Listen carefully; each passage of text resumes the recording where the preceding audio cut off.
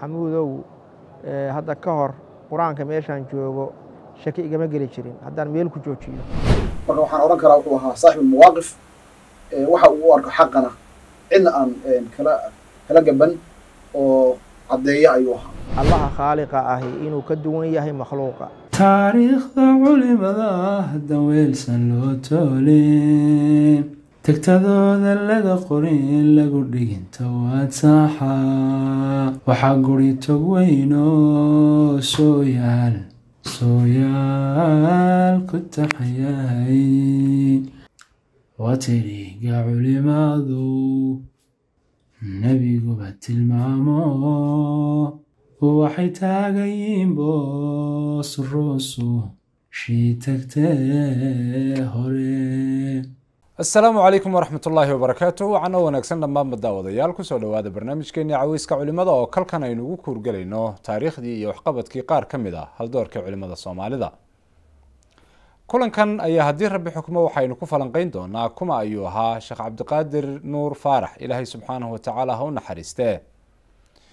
kadib taariikh nololeedka sheekha ayaa barnaamijka caweyska culimadu waxa uu furi doonaa baalal kamid ah taariikhdii waxqabadkii noloshii iyo geeridii شيخ عبد القادر نور فارح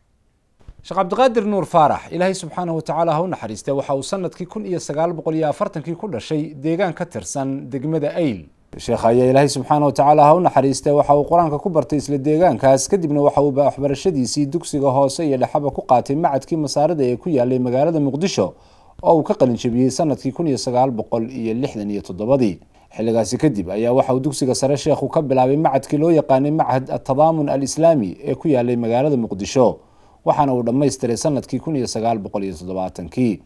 kadib waxa uu sheekhu u safray dalka Saudi Arabia waxaana uu ku biiray jaamacadda Islaamiga ee Madiina waxaana uu ka soo qalin jabiyay sanadkii 1974 isagoo takhasuskiisu ahaa kulliyadda dacwadda iyo usuusha diinta. intaasi kadib waxa uu sheekhu si buuxda ugu gacan baxay kadib markii uu wadanka ku soo noqday faafinta dacwadda waxaana uu duruus joogta ka bilaabay masjidka Ceel Hindi iyo masjidka Weheliye oo ku yaala degmada Hawlwadaag ee magaalada Muqdisho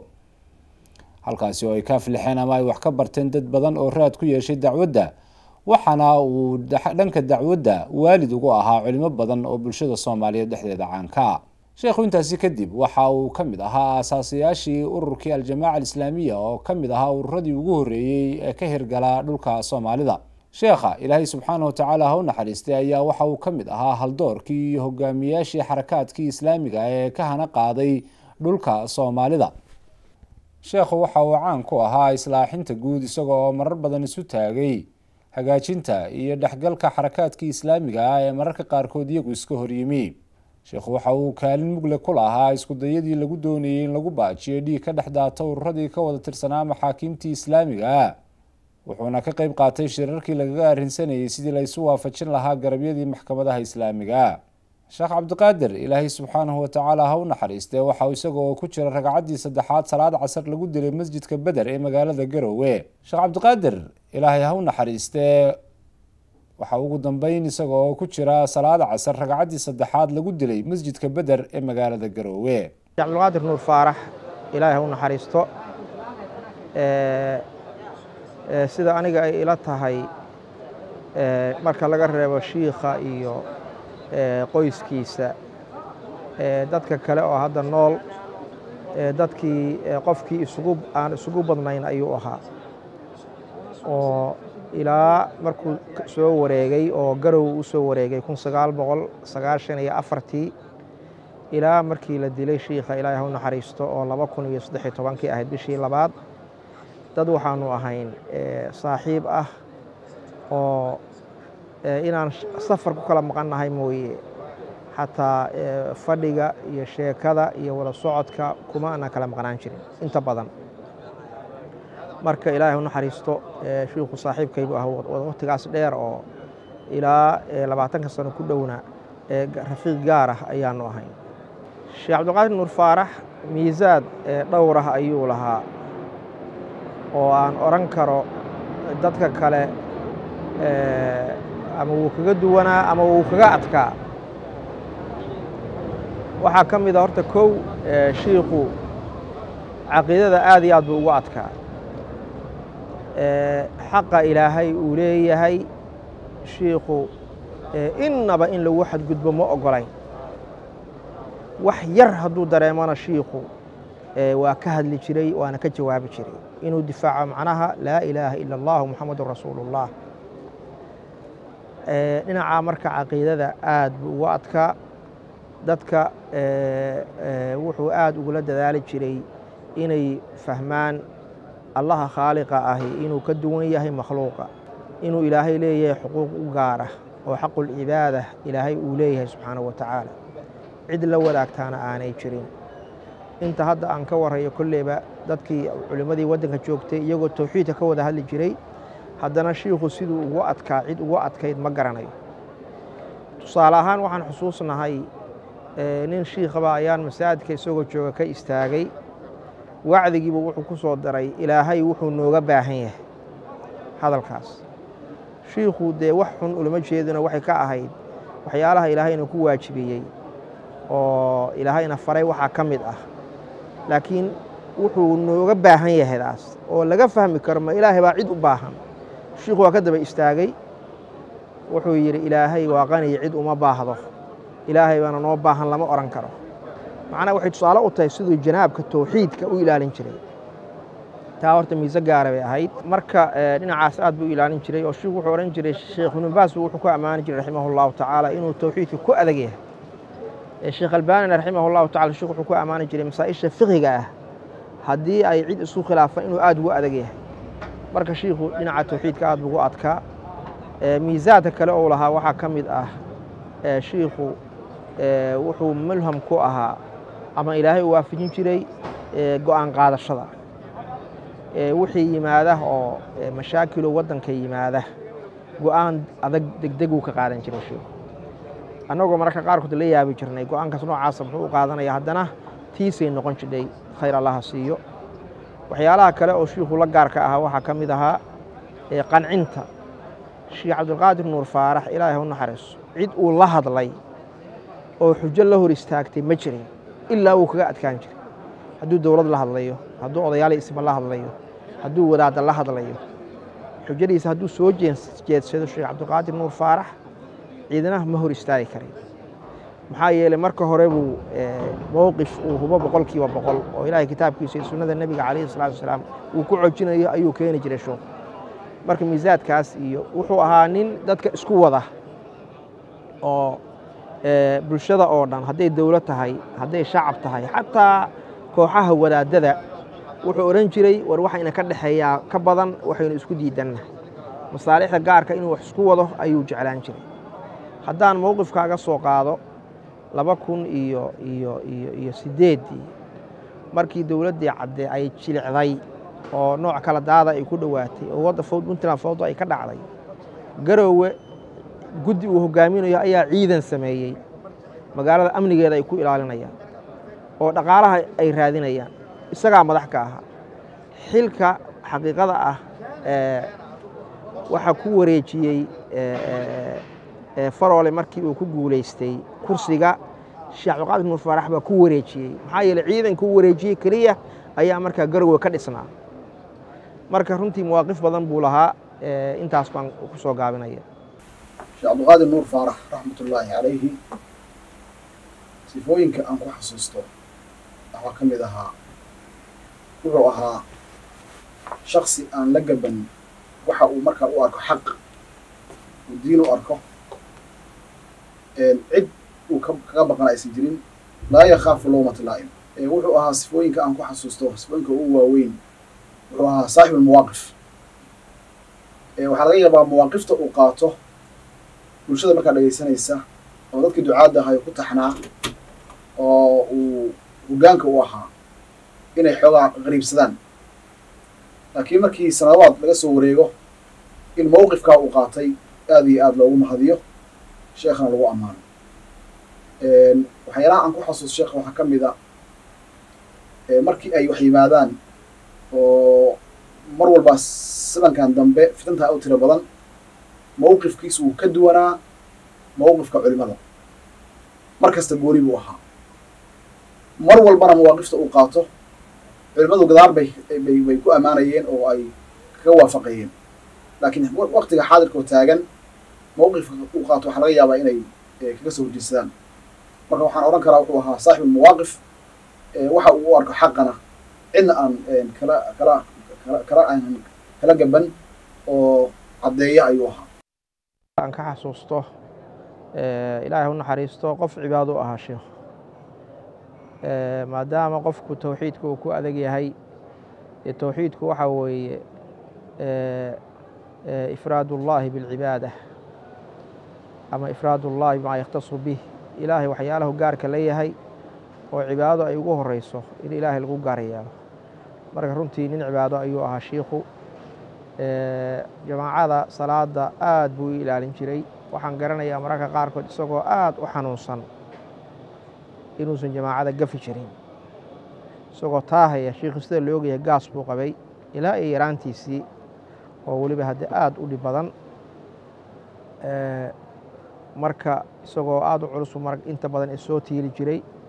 marna jamaacadu inay dhaafto ma ogolaan jirin xagga qur'aanka shiikhu marka uu masaajidka joogo ama uu gurigiisa joogo musxafka gacantiisu ma gafi jirin qur-aanka akhriskiisa aad buu u badan jiray waxaan garanayaa ayaamihii dambe ilan shiikhu 71 sano ayuu jiray taqriiban marka la dilay mise 72 sano ayaamihii dambe wuxuu oran jiray maxamuudow hadda ka hor qur-aanka meeshaan joogo shaki igama geli jirin haddaan meel ku joojiyo laakiin ayaamaha kan xoogaa waxaan dareemayaa inaan meeshii xoogaa aan raaraadinayo waxaad garanaysaa siduu macnaha qur-aanka joogtada ugu akhrin jiray dhinaca hadda xuska ilaahay adkaarta ma gafi jirin shiikhu inta aan ogahay ilaahay u naxariisto sadaqada wax kastoo la soo qaado marka qaarkood waxaa dhici jiray isagoon shiikhu waxba hayn ayaa la leeyahay xoolaa loo baahan yahay qof baahan baa la taageeraya isagaa mararka qaarkood sheegayo yaboohinaya isagu waa inuu bilaabaa isagoo ay culays ku tahay oo aan dareemaya ayuu haddana bilaabi jiray dadka khayrka u bilaabi jiray oo isagu uga hormari jiray runtii marka ilaahay u naxariisto inta aan ka garanayo shiikhu nin cibaado ah ilaahay ka ajar siiyo sheekha raxmatullaahi calayhi raxmatan waasica waxaan la galay dhowr safar hoteel baan la degay waxaan ku bartay sheekh cabdiqaadir inuu ahaa axad quraan akhris badan salaatuleylka 8 saac oo habeenimo u taagan isagoo onlineka kugu daarin oo aan shaqadiisa maqal haddii ilaahay ku kiciyo aad arkayso oo dushaada taagan oo salaad ku jira oo quraan akhrinaya masaajidkana kaaga horeynaya kaagana dambeynaya oo quraan akhriskiisuna aad u badan tahay adkaartiisuna aad u badan tahay marka intaan ka xasuusto sheekha muddadii aan suxbada iyo saaxiibka la ahaa oo aan la ahaa ardayga u ahaa wuxuu ahaa axad aad iyo aad ilaahay u xidhan subxaana wa tacaala wardigiisa qur-aanka aan ka tegin salaatuleylka aan ka tegin salaada jamaacada isaga oo masaajidka guriga uu xooga ka dursan yahay mashuuda aad u jeclaa garowe markii uu joogay wuxuu samayn jiray inuu halkaa kasoo tago oo uu yimaado masaajidka hudda safka hore yimaado marar baan su-aal weydiye waxaan ku yidhi sheekh maxaad ugu tukan weyday masjidka kugu dhow waxyaalaha ugu jooga waxaa ka mid ahaa tallaabadan qaado iyo socodkaan socdo soo ajir laga qori mayo si gooniyan wuxuu u jeclaa masaajidka hudda inuu ku tukado oo uu sheekha ka ahaa oo duruus ka bixin jiray ilaahay subxana wa tacala ha u naxariiso shiikhu sidiisa mudaris buu ahaa oo ilaahay hibo wuxuu u siiyey inuu dadka wax u sheego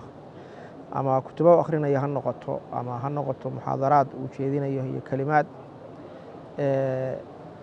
arrin ilaahay hibo u siiyey buu ahaa marka ilaa iyo intuu iga sheekeeyey ayl buu ku bilaabay isagoo lixmeedeeyadii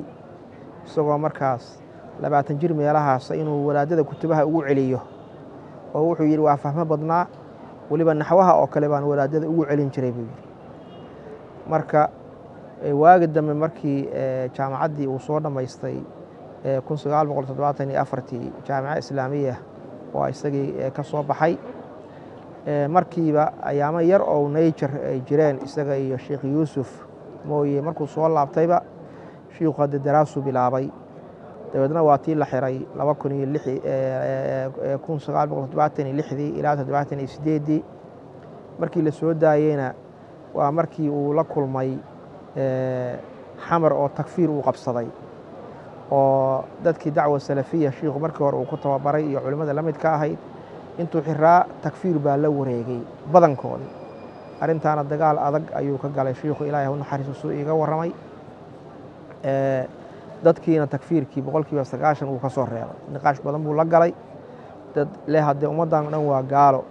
wax alaale wixii dowlad ku jira waa gaalo shacabku waa gaalo aabbihii hooyo gaalay ahaayeen ayuu la kulmay marka shiikhu wax badan buu ka qabtay dabadeed markii 81kii culimo badan la xirxiray shiikhu waatuu jabuuti aaday daraasuu ka bilaabay oo rag badan ayuu halkaas ayuu duruusu bilaabay waxaa ka mid ahaa cabdiraxmaan bashiir ayaa ka mid ahay nin caana hadda kanada degan waxaa ka mid ahaa nin wasiirka arrimaha dibadda jabuuti ka noqday oo sanadkii 2012 ka ahaayo garow noogu yimid oo markaa shiikha aad iyo aad u soo dhoweeyey oo yidhi waagaasaan waxaan ka mid ahaa dadkii duruustaada dhegaysan jiray xamar haddii lagu soo laabtayna haddee markii dacwadu ay noqotay dee dab dhagax lagu dhiftay bay ahaydoo masaajidka ceel hindi buu fadhiistay oo bukhaari iyo muslim iyo siirada intaba ku akhrin jiray garow hadduu u soo la yimidna shiikhu markiiba daraasadii horey buu ka bilaabay tafsiirka ilaa 2 jeer buu dhammeeyey maxaan ku idhaahdayey buluuqulmaraamka tawdiixa axkaamka weliba ayuu dhammeeyey duruus badan oo fiqiga ayuu akhriyey naxwaha ayuu akhrin jiray usuul fiqiga ayuu akhrin jiray marka guud ahaan shiikhu ma gafi jirin inuu kitaab akhrinayo sideeda nin daraaso ayuu ahaa ama caam ha ahaado ama gaar ha ahaadee inuu akhrinayo shiikhu ma gafi jirin ilaahu naxariiste sheekh wuxuu ahaa runtii nabadoon buu ahaa sheekh buu ahaa naasix buu ummadda u ahaa waxtar badan oo aan la soo koobi karin ayuu lahaa mawaaqifta marka ugu waaweyn oo aan ku xasuusto ummadda waxtarkeeda waxaa ka mid ahaa xilligii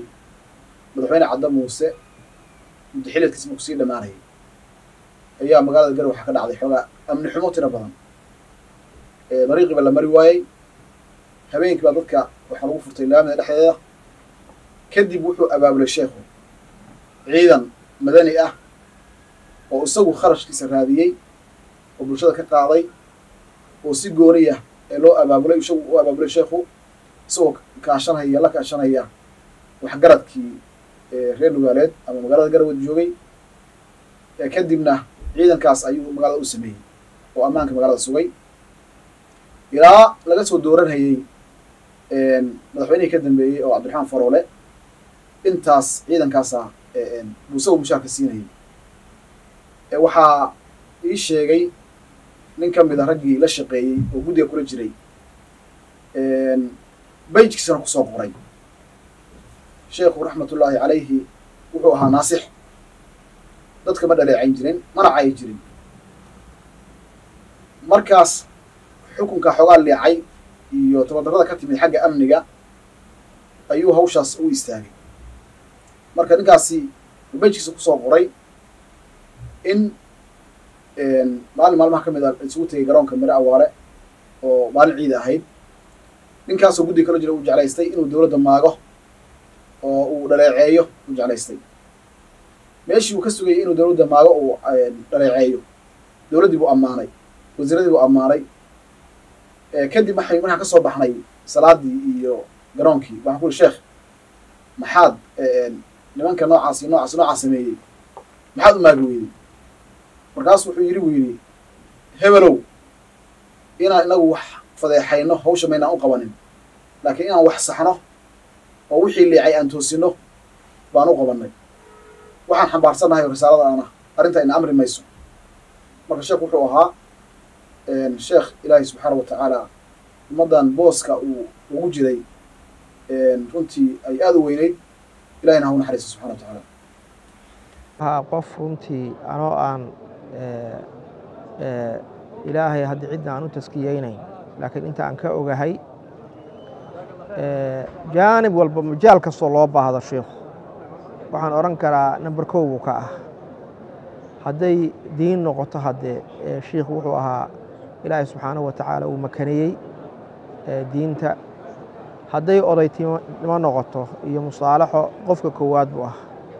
waxaan xusuusnahay puntland ama markii gobollada waqooyi bari xataa la oran jiray dhib ka dhacdaa ma jirin ilaa base shiikhu qofka koowaad u istaago buu ahaa oo qabaa'ilka heshiisiintooda ha noqoto dad gaar isu haya ha noqoto dowladda iyo cid ishaysta ha noqoto shiikhu wuxuu ahaa qof u taagan mar walba mujtamaca inuu anfaco xataa xamar waagii 2009 markii nimanka Etoobiyaanka ahaa wadanka ay 2000 waxaan leeyahay 8 aakhirkeedii Etoobiyaanku wadanka markay ka baxeen iyo markii hore ay soo galayeen bashiiqu waa yimid si uu dawladda iyo wadaadadii isu waafajiyo intii kale oo dhan isaga iyo raggii culimada ah la socday markaas isaga iyo Sheekh Cali Sheekh Cabdinaasir waa dhamaayeen culimadii waa isku dubarideen dawladdiina waa heshiisiyeen shabaab marka laga reebo nimankaas iyaga waa la kari waayo waa diideen marka shiikhu runtii nin musaalaxo buu ahaa dhinaca kale markay dhacaan aafooyinka abaaraha dhibaatooyinka guud markay dhacaan qofka koowaad u istaaga buu ahaayo haddii wax ururin noqoto qofka ugu horeeya buu ahaa oo runtii taariikh badan buu ku leeyahay marka dhinacaasna runtii dadka shiikh qof dadka ugu horeeya buu ahaa dhacdooyinka waxaa ka mid ahaa uu iga warramay suu ugu sabri jiray waxbarashada quraanka oo kale wuxuu bilaabay isagoo 12 jir baadiyo joogay baadiyana macallin lagama wada helo hadba loox buu lahaa hadba wadaad baan ula tegi jiray buu yiri wuxuu iga sheekeeyay mararka qaarkood inuu nin wadaada ariga u raaci jiray si uu quraanka u dhigo bas dan kale kama lahayn wuxuu ariga ugu raaci jiray inuu quraanka u dhigo marka waxbarashada nin wuxuu ahaa u sabr badan gaasku wuxuu igu dhacay buu oran jiray waxa dhici jiray inaan 24 saac ama ka badan aan waxba cunin marka qaarkood ayl markii la joogay isagoo raba inuu wax u baadiye aadi lahaa wuxuu cuno ma waayeen laakiin magaalada cidi saas uma joogin sheekh waxa kamid ahaa waxyaalaha aan ka xusuusto musaalaxada oo kale 2011 aakhirkeedii mar dagaal uu ka dhacay magaalada Gaalkacyo oo qabaa'ilka halka degan mid kamida iyo dawladda Puntland dagaal u dhex maray fidna ay nimankii shabaabka ah ay ka shaqeeyeen shiikhu waxaan garanayaa laba habeen muusan seexan anaguna waa wada joognay habeenkii hore madaxweyne Farola ayaa madaxweyne ka ahaa dagaalka inuu joojiyo waa ka warwareegay habeenka shiikhu wax yar mooye ma seexan habeenkii labaadna waa garanayaa kowdii markay ahayd ayuu ogolaaday in xabad joojin la sameeyo labada habeen midna ma seexan shiikhu wax yar mooye isla habeenkaas isla markiiba maalintiina waa soo baxnayba oo Gaalkacyo ayaa nimid si arintii loo qaboojiyo runtii waxyaalaha aan aad xusuusanahay bay ahayd waxaa kamid ahaa mawaaqifta yaab kale Puntland markii la dhisayay oo Cabdullaahi Yuusuf la dooranayay Cabdullaahi Yuusuf iyo walaadada iskuma fiicneen sida la ogyahay dareen buuna ka qabay culayskeedu ahaa dareen siyaasadeed ayuu ka qabay walaadada shiikhu wuxuu ku dhiiraday shirka inuu ka qayb galo oo uu ka hadlo oo kalimaad qayim oo taariikhda galay inuu ka jeediyo lama gaban jirin shiikhu waxa uu rabo sidoo kale waxaan garanayaa Garowe 1 iyo Garowe 2 shirarkii ka dhici jiray Garowe sanadkii 1900 waxaan leeyahay 2012 qayb weyn buu ka ahaa shiikhu iyadoo gaaladii ay joogaan madaxweyne Shariif ayaa marka madaxweynaha ahaa uu imaan jiray mar walba oo shir la qabanayo kalimaadkiisa waa duuban yihiin qayimka ah wuu ka jeedin jiray marka waqiif badan baan runtii ka xasuustay laakiin intaasan hadda aan ku soo gaabinaya waqifta waxa kamid ahaa waan xusuusnahay markii shiikhu iyo culimada kale ay ka shaqeeyeen nimankii walaadada ahaa oo laas qoray joogay markii Cabdullaahi Yuusuf ciidankiisa ay ka soo adkaadeen oo ciidanka Cabdullaahi ay soo jabeen oo walaadadu ay ka hareen wuxuu kamid ahaa raggii u howlgalay walaadada hubka in laga dhigo wadankoodana ku soo noqdaan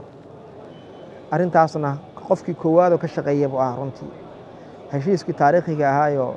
bishii December kowdeedii inay ahayd baan weynayaa bilowgeedii lagu saxeexay buuro wadal oo maamulkii markaas gobolada waqooyi bari la oran jiray 1993 qofkii hogaaminayay buu ahaa xagga walaadada isaga hogaaminayay dhinaca kalena xasan abshir iyo farole ay hogaaminayeen. mowqif taariikhiya buu ahaa oo in uu ku dhiirado in culimmadu wadaadadu hubkii ay dhigaan, shacabkooda ay ka mid noqdaan, waddanka ay ka shaqaystaan, dacwada iyo diinta ay dib u bilaabaan. go-aankaasna raggii culimmada ahaayo qaatay ee dadkii ugu horreeyey buu ahaayo go-aan runtii taariikhiya buu ahaa. waxaa ka mid ahaa oo aan ilaawi karin dagaalkii 1992 wadaadadii xarakadii al-itixaad iyo maamulkii gobollada waqooyi bari ka dhex dhacay. shiikhu marna raalli kama ahayn. markii dagaalku uu bilaabanayena lagalama tashan. garow wuu joogay isaga iyo culimmadii uu ka mid ahaayo xuseen cabdulle cudweyn, ilaahay ha u naxariisto. markiiba wuxuu qaatay mowqif dagaalka lagu joojinayo. wuxuu ahaa ninkii ku dhiiraday nimankii wadaadada ahaayo madaxdii SDF oo dhan gacanta ku dhigay iyo waqooyi bari waana cidi 25 bay gacanta ku dhigeen. cabdullaahi yuusuf maxamed abshir ay ka mid yihiin ayaa xeradii laga soo qabtay 54. markiiba wuxuu bilaabay in raggaa la sii daayo oo uu go-aan ku qaatay iyadoo raggii saraakiishii ciidamadii markaa hogaaminayey dagaalka qayb ka mida ay diidanaayeen. tiisii bayna noqotay oo 24 saac gudahood wuxuu ku guulaystay dadkaasoo nabdoon in la sii daayo. inkastoo markii dambe ballantii ay uga baxeen oo cabdullaahi yuusuf iyo kooxdiisi iyo iyagu dagaalka dan gaara ka lahaa ay ballantii uga baxeen, ay islaan maxamedi ay wada galeen oo dagaalka ay dib u sii wadeen. ilaan waxaa lagu sii daayey nimankan dagaalka in intaa lagu joojiyo, wadaadaduna xataa de kadib boosaaso ay ka baxaan, dagaalka ay joojiyaan, markaa kadibna la wada hadlo. markii la sii daayey cabdullaahi raggiisa un baa dagaalkii ballantii ka baxay. markaas mowqifkaasna kow isagaa ka ahaa dadkii qaatay in nimankaas odayaasha la badbaadiyo. sheekh cabdiqaadir dhowr raxmatullahi calayhi waxyaalahan ku xasuusto waxaa ka mid ah taa hadda aan sheegayo oo ah dhanka amniga. waxaan ku xasuustaa xilligii maxaakim islaamiya oo dhalinyaradu xamaasad badan ay haysay oo halkan aan ka yaacnay annagoo dhowr nin ah mowqifka uu ka qaatay hawshaas iyo dagaalku nala galay. intaanaan tegin ka shir buu nala galay. shirkaas wuxuu ahaa inuu hadalladiisa ay ka mid ahayd tegitaankiina wuxuu soo kordhinayaa keliya maraakista dacwada oo haysaan oo dugsiyada qur-aanka leh oo masaajida leh oo macaahida sharciga leh inaad dayacdaan oo cadow aad u logtaan. wax kaloo ay soo kordhinaysa ma jiraan. dagaalkaasina dagaal dariiqa uu ku socdo ay fashil tahay weeyaan. markaa sheekha aad baan ola yaabanayn, hadalkaasna waana dhibayey, laakiin gadaalba waxaan ka ogaanay waxa uu sheegayay inay ahayd wax run ah. raxmatullahi caleyhi raxmatan waasica. waxyaalahan ku xasuusto sheekh waxaa ka mid a dhacdooyinkan ku xasuusto isagoo nin weyn oo 70 jir ah muusan jeclaan jirin inuu odayaasha waqti ku bixiyo. wuxuu aad u jeclaan jiray inuu waqti ku bixiyo dhalinyarta, inuu la fadhiisto, la sheekeeyo, iyaga xaaladda wax ka ogaado. aad iyo aad ba hawshaas isugu taxaluujin jiray. waxaan xusuustaa maalintii jimcada ahayd oo galabkeeda la dilayay raxmatullahi calayhi, meel baan ka wada qadaynay, guri baa qadanna ku sameeyey. waxyaalaha uu aad oga hadlay waxaa ka mid ahaa sheekhuna uu ku adkaa oo mar walba aan ku xasuusto sheekh cabdiqaadir waxay ahayd tawxiidka, inuu tawxiidka aad u xoojiyo. maalintaa iyada ah anagoo rag wadaada ah oo raggii dacwada ku dhex jiray ah wuxuu nagala hadlayay tawxiidka, inaan ummadda tawxiidka la hadallo, inaan anagu tawxiidka isu dhigno, inaan dadka u dhigno. hawshaasu nagala hadlayay. marka wuxuu ahaa saaxibu tawxiid, wuxuu ahaa saaxib almawaaqif. ilaahay subxana wa tacala jannadii hageeyo. waxyaalahan ku xasuusto sheekh waxaa ka mid ahaa wuxuu ahaa nin deeqsi ah runtii oo gacantiisu ay furan tahay oo dhalinyarta gacantiisu ay furan tahay. mowqif aan ku xasuusto aad ugu xasuusto waxaa ka mid a maalma ka mid a annagoo gaari kula jirra oo 4 nin ah, isagaa 5 nagu ahaa, gaarigiisii raafka ahaa, ayaa nin ganacsada ka mid a magaalada garowa nala soo istaagay. kollay hawl ay isku ogaayeen ayuu lacag $500 ah sheekh gacanta uu laga dhigo iyo hawshii wey sheekh. marka lacagtii buu noo qaybshay, in 100 buu noo siiyey. sheekh yaasiin cabdullaahi oo saaxiibkiisa goonida ahaa oo la joogay waxaa ku yidhi sheekh qaadan mayna lacagta naga daa. dhaar buu ku xaafka siiyey, wallaahi billaahi tallaahi baa qaadanaysaan buu yidhi. marka nin gacantiisa u furan tahay buu ahaa. ilaahay subxana wa taala ha u naxariisto. saaxiib dhowna dhalinyarada la ah, saaxiib dhow dhalinyarada ah, aad ola sheekaysta.